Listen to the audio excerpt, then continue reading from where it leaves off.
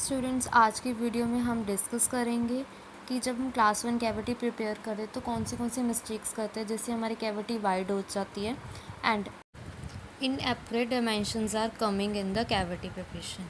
सबसे पहले जब भी कैविटी प्रिपेयर करनी है तो आपके पास आउटलाइन फॉर्म ज़रूर बनाओ, ठीक है। पेंसिल से या पेन से आउटलाइन फॉर्म बनानी ज़रूरी है। आपको पता होना चाहिए कि जब भी हमने अपना बर यूज़ करना है तो हमारी जो कैविटी है वो कहाँ कहाँ पे हमने उसको बर को इन्वॉल्व करना है, कि हमारी कैविटी कैसे कैसे उसकी आउटलाइन फॉर्म है, हमें कैसे कैसे जाना है, वो आपको एक रफ़ आइडिया ज़रूर होना चाहिए, ठीक है।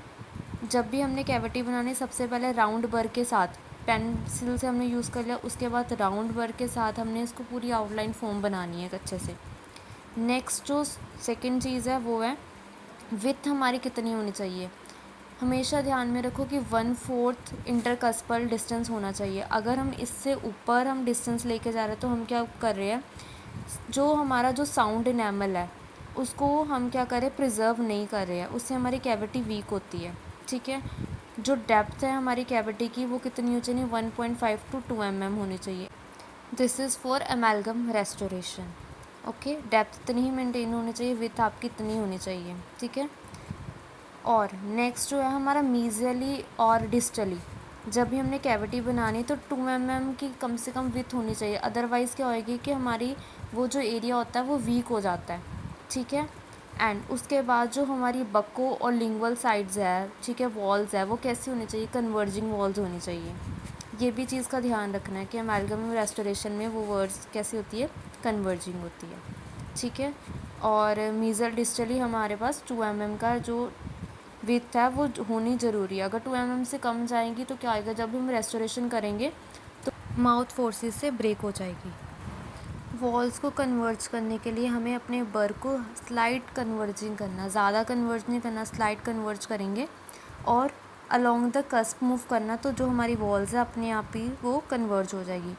उसके बाद हमें अपना डवटेल के ध्यान रखना। डवटेल क्या होता है, डवटेल शोज़ बेटर फ्रैक्चर रेजिस्टेंस, तो हमें डवटेल बनाना भी बहुत ज़रूरी है, ठीक है।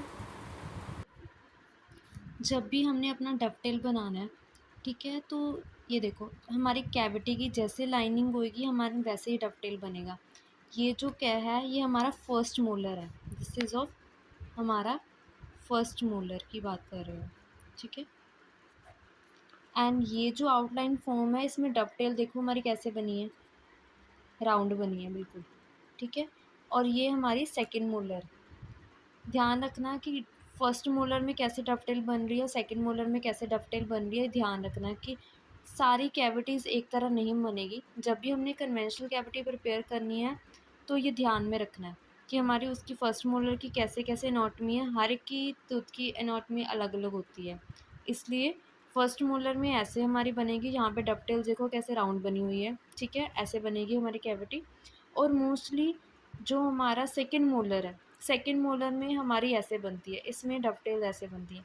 और दोनों में यहाँ पे दोनों में साइडों पे 2 mm का डिस्टेंस ज़रूरी है, ओके, ठीक है। जब भी हमने एमालगम बनानी है, स्टूडेंट्स क्या कहते हैं, फर्स्ट मोलर में भी ऐसे बनाते थे, सेकंड मोलर में भी ऐसे बनाते थे, जबकि ऐसे नहीं बनेगी। फर्स्ट मोलर में ऐसे बनेगी, सेकंड मोलर में आपकी ऑलमोस्ट ऐसे बनती है। और डवटेल भी इतनी नहीं देनी, बिल्कुल स्लाइड स्लाइड डवटेल देनी है, okay. So I think you can easily differentiate between first molar and second molar cavity preparation. So I think so your all doubts are cleared.